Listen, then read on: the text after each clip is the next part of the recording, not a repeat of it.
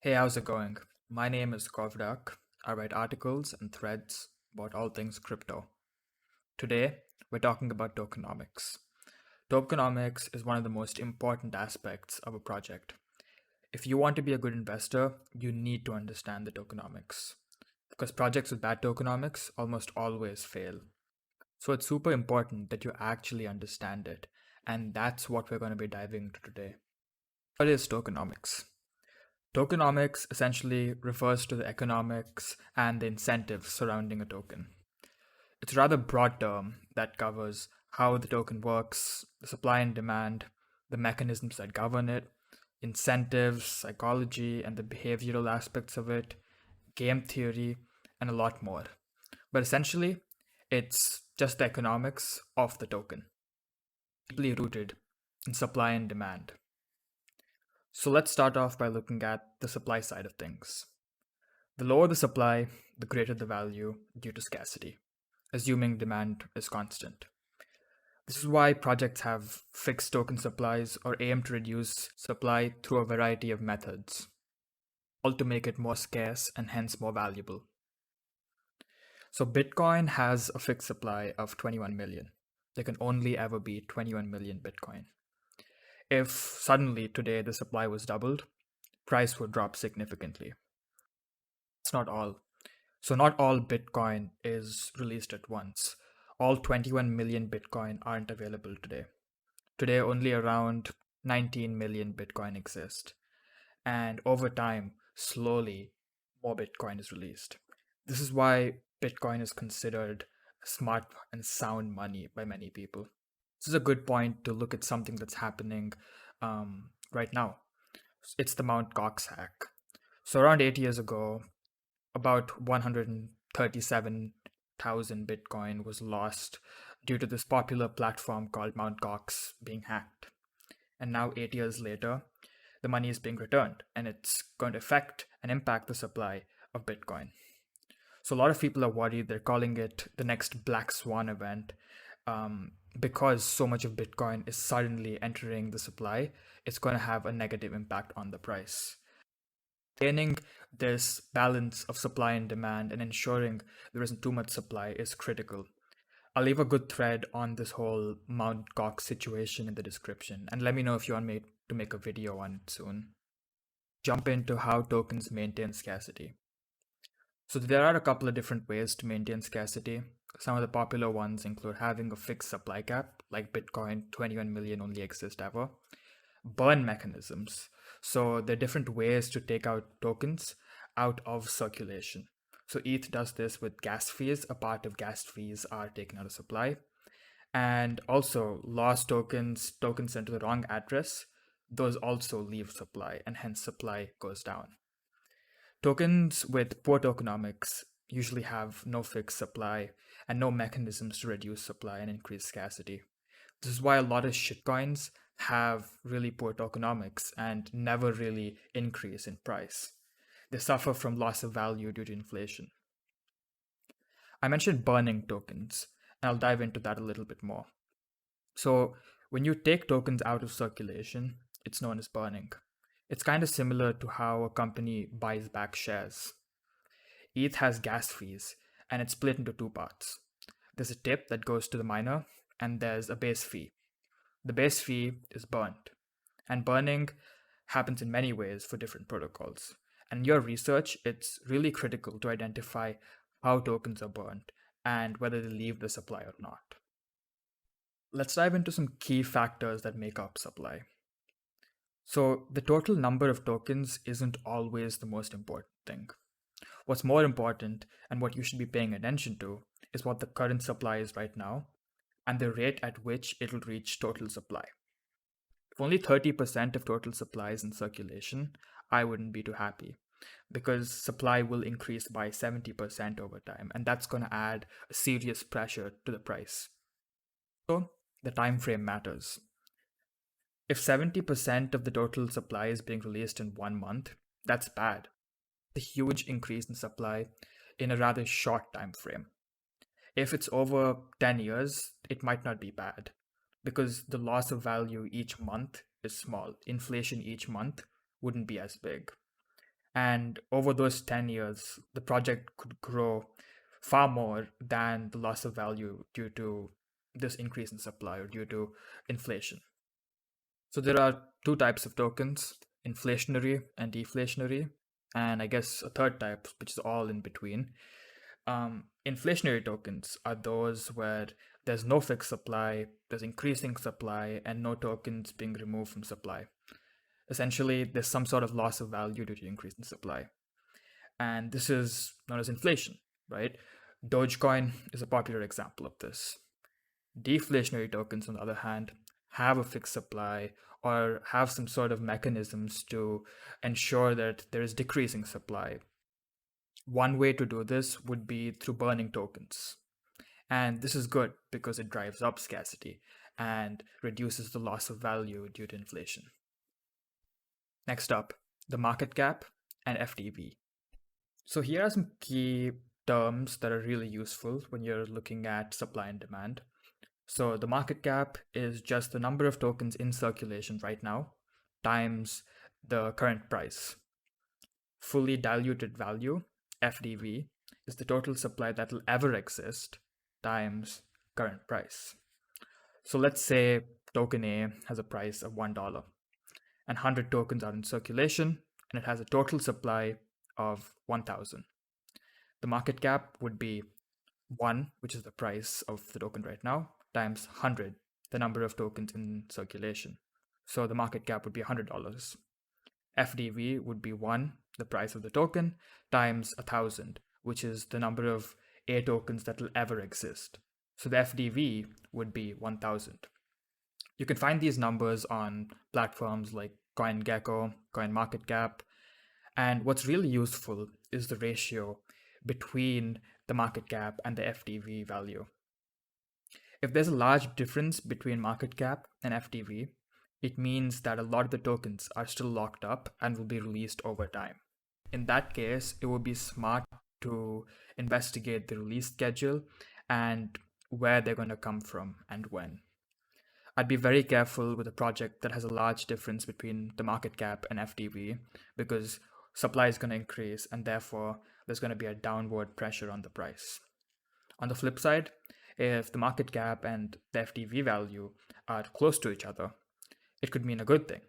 It means that the change in value due to increased supply won't have much of an impact because most tokens are already in circulation. Now I want to clarify certain supply terms, right? So max supply is the maximum number of tokens ever. And current supply is going to be the number of tokens that exist right now. Circulating supply is often thought and meant to be the same thing as current supply, but there's a difference when you use platforms like CoinGecko and CoinMarketCap because they don't always reflect the current supply when they mean circulating supply. These platforms use APIs that tend to subtract the number of coins that holders are staking, holders have locked up out of the circulating supply. So the total number of tokens that have been released are 1,000, but 200 of them are staked or locked. CoinMarketCap or CoinGecko would say that the circulating supply is 800.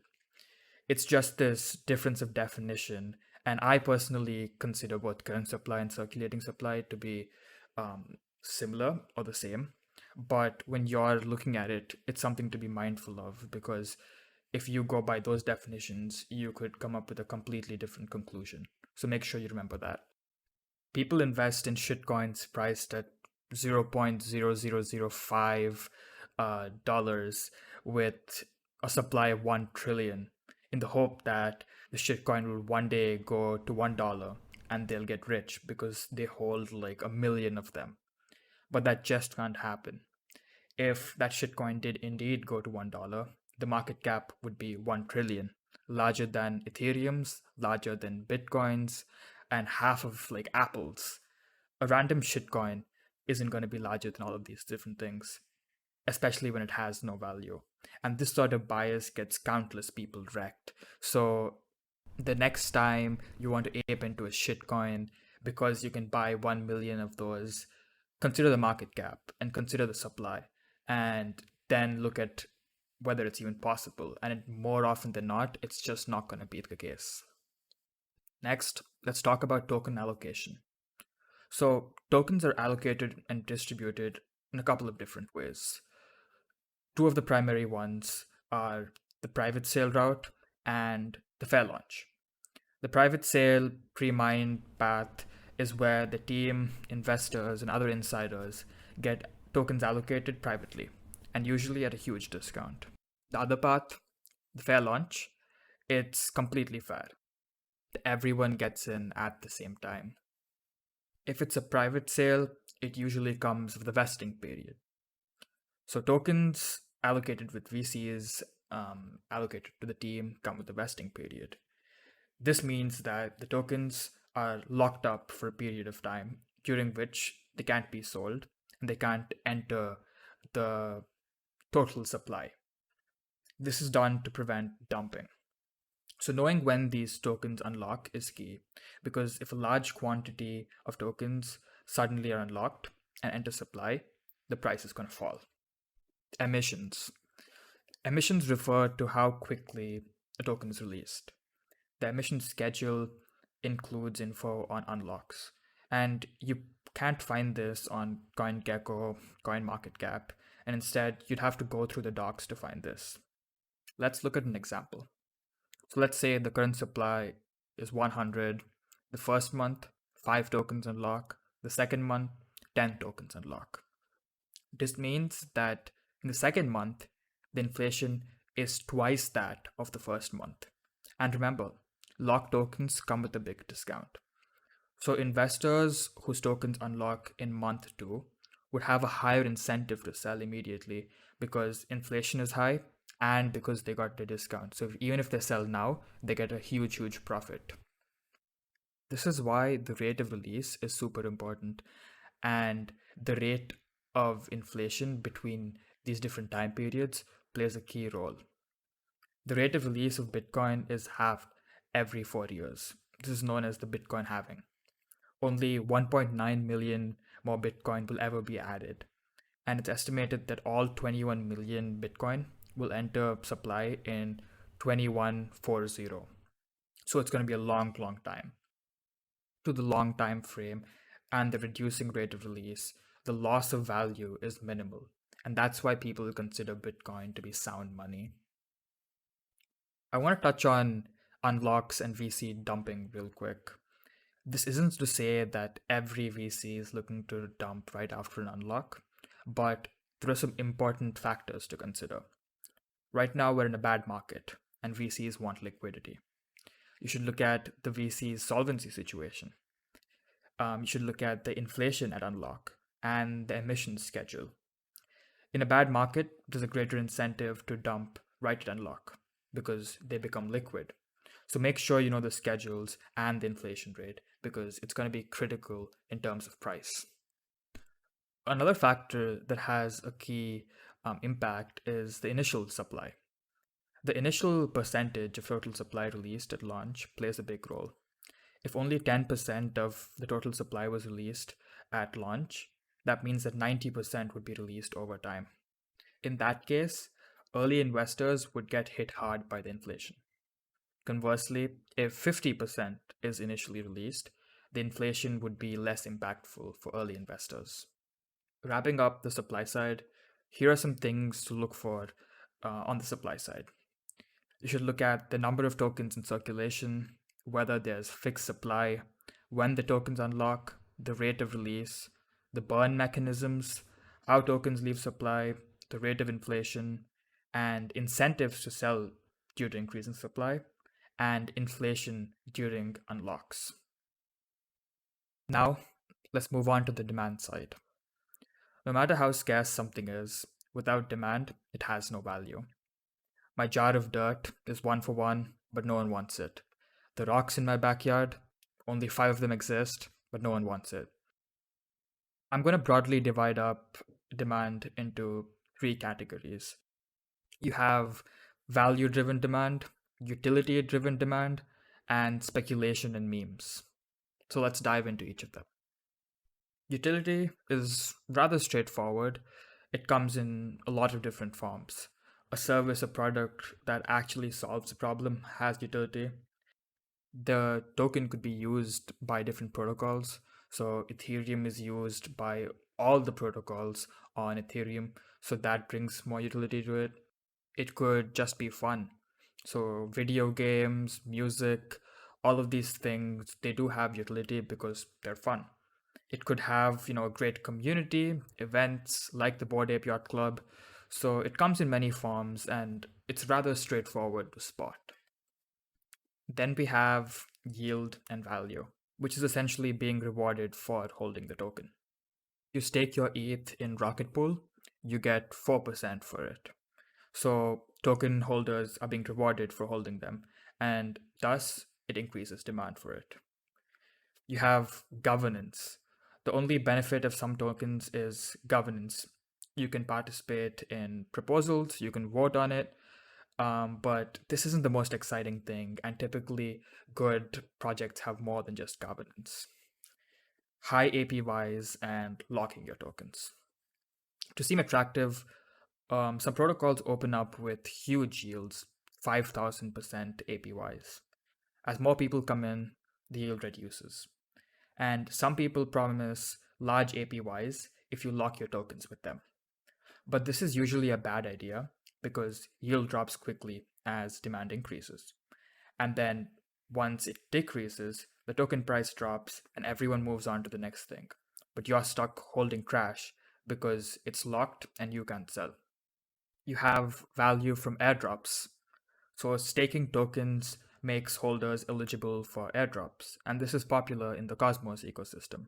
New protocols airdrop their tokens to Atom stakers and holders, and some of them are quite lucrative. I remember reading this one thread where someone made 45 grand off of staking 500 worth of Juno because someone airdropped a token and that popped off. So that's another source for demand. And then you have these staking X tokens. Some protocols, when you lock or stake your tokens, they give you an X token in return. So if you stake one ETH on Rocket Pool, you get one RETH in exchange.